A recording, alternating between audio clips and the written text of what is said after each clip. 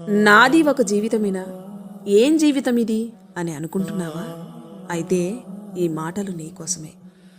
నీకు కష్టమనిపించే నీ ఉద్యోగం ఒక నిరుద్యోగికి జీవితకాల స్వప్నం.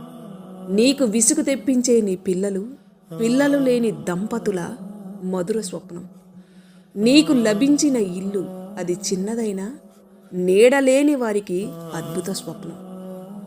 నీ దగ్గర ఉన్న చిరు సంపాదన చిల్లి గవ్వ కూడా లేని వారికి ఊరటనిచ్చే స్వప్నం. ఆరోగ్యవంతమైన నీ జీవితం రోగికి అమృతతుల్యమైన స్వప్నం.